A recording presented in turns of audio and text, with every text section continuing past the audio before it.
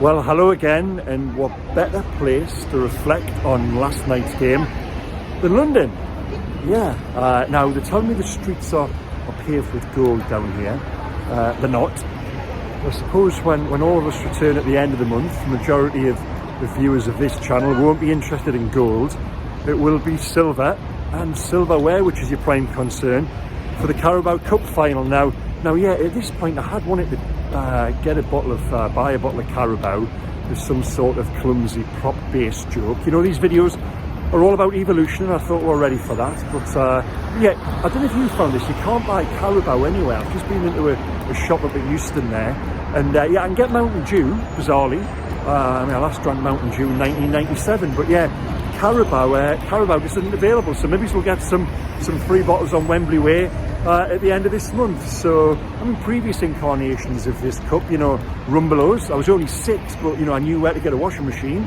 Carlin was everywhere. It was too prevalent, you know. I wish Carlin was available in less outlets. But yeah, on that subject as well, you know, I was down here last night watching the game. I'll explain why shortly. And yeah, you can't get a good drink in London either. You can't get a nice pint. They haven't really had that explosion of nice craft ale like we have up in the north. You know, in the words of Busker, you can keep your London wine.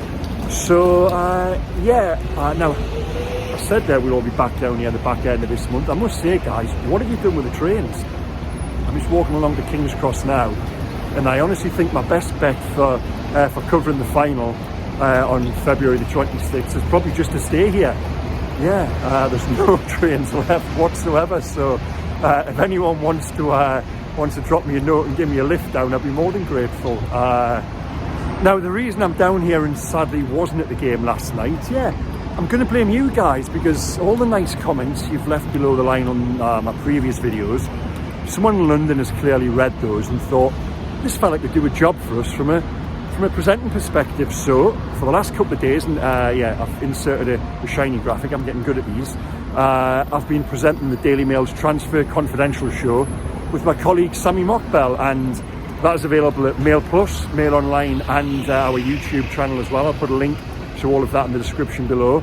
And it's yeah, it's been good fun. So how did I get on? Well, for long time viewers of this channel, yeah, I think I'd give myself a Bruno Guimaraes 7. If Bruno Guimaraes was marking me, he may give me a 7 as well. So all the controversy around that merit mark earlier in the season, but don't be scared of 7, guys. 7's good. 7's okay.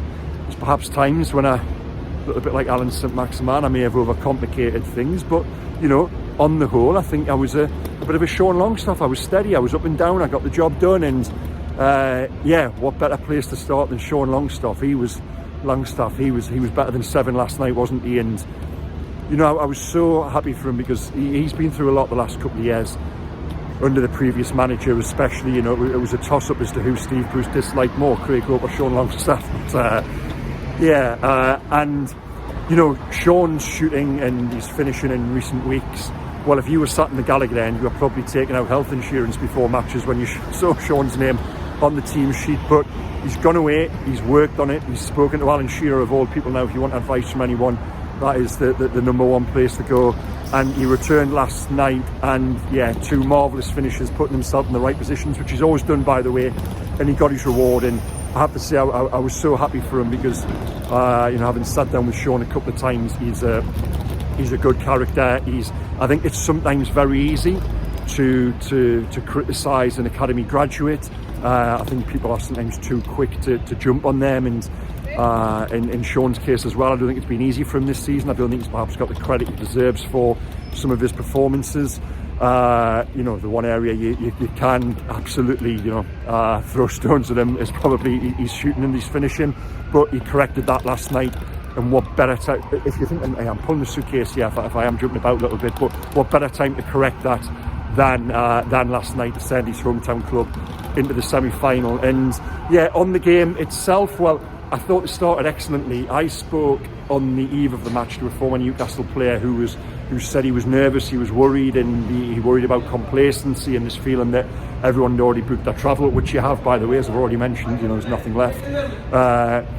But you know, I think I look at it from a different perspective. I don't look at it as a supporter would. I'm detached from that. I'm a journalist, and I'd said to him, you know, no way. I just said this team is better. Newcastle are better than Southampton. They will beat Southampton. It will have to take something. Will have to go badly wrong for that not to be the case.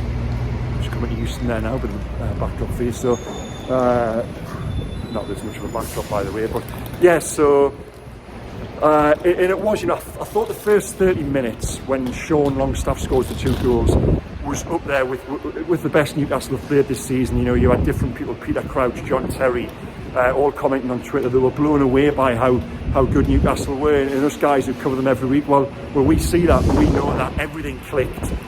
Southampton got the goal and Newcastle had a little bit of a ropey spell.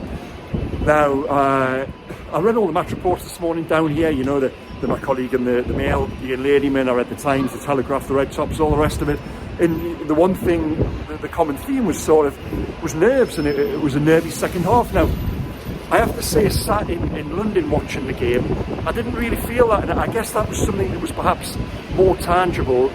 If you were in the field, in the stadium, more palpable, you could feel that.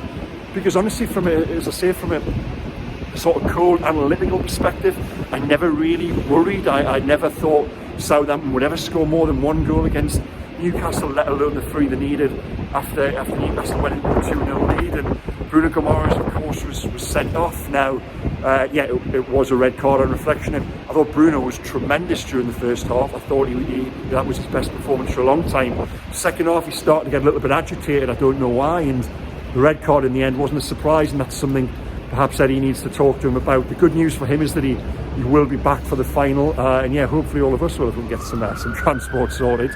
Now, the reason I was down here, of course, was for Transfer Confidential, covering deadline day, and from Newcastle, here we are, London Sirens. I'm surprised it's taken, 8 minutes to get to this point. We'll just let it go. All about production values and sound, all the rest of it. So, right, here we go. We'll try and navigate this road as well without getting hit by a London bus. Here's the green line. So sadly, from a Newcastle perspective, it wasn't a great deal to get excited about. You know, when you're opening up on a potential loan move, a loan offer for Sander Berg, it all starts to feel a little bit chef kikuchi. So not much to report from that point of view. And well, how will we reflect on the transfer window for Newcastle? Well, I think at the start of the window, you had shown Eddie Howe a list of names as to who would come in and who would go out. I think you would have said, all right, okay, what's gone there? What's happened there? Well, you know, Chris Wood out, John Joe Shelby out, and Anthony Gordon and Harrison Ashby in, you know, from a first team senior perspective. Now, Eddie Howe went into the window wanting to add an extra midfielder. As it is, he hasn't got a midfielder and he's lost one. So I do think that is a dangerous ploy. You know, we've seen now with the Bruno suspension. I do think it leads them short. I do think Eddie I don't think he'd be happy about it, but the counter argument is they've got by without John Joe Shelby this season. They've now added Anthony Gordon, who allows Joe Linton to come back into midfield. So I can see the reasons for doing it, and John Joe wanted to go, and you know, he's a player who the owners probably didn't want to risk having to start 2 more matches and then broke in a 12-month extension, £70,000 a week. In his 30s, the club's going in a different direction to John Joe, as good a player as he has been for Newcastle. So yeah, I think that all in all, I think it's just about fair and acceptable that the business Newcastle have done, even though I do have concerns over leaving themselves short in midfield. But the addition of Anthony Gordon now, I said this on the Transfer Confidential show yesterday, it's one of my signings of the window, not because of what Newcastle have brought in many ways. It's more the decision. It's a brilliant sign for Anthony Gordon, because if you're a young 21-year-old player, which coach do you want to play under right now? There's only one answer, and that's Eddie Howe. So for me, potentially one of the deals of the window, given time, if we can see what improvement Eddie Howe can bring about in him, because you know there's certainly stacks and stacks of ability and potential there. So that's going to be exciting to watch. And yeah, just to finish, guys, on last night, and sad I couldn't be there to a degree, because the atmosphere looked tremendous.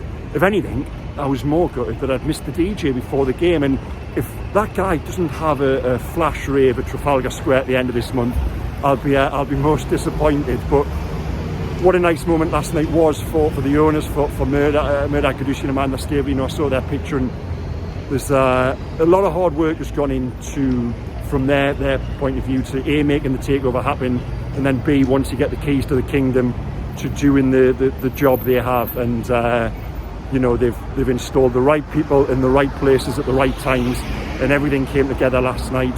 And there's going to be an even bigger occasion, an even bigger stage, about 4 or 5 miles north from here on Sunday, February the 26th. I'll be back long before then with lots more videos, but I hope you've enjoyed this little update from down here. Again, click on the links below to have a look back over what we did with the Transfer Confidential show. There's going to be lots more Daily Mail type videos coming up. Any suggestions, you know, send them over. But keep watching, keep reading, all the rest of it. Click subscribe, you know the drill by now. Thanks again for watching, guys. Here, just before we go, here's a Newcastle United supporters staple. And it's not the flashiest establishment, but the Rockets. Yeah, always thought it was a bit of a dive myself, but sometimes it's any port in a storm, isn't it? Take care, guys. See you next time. Bye bye.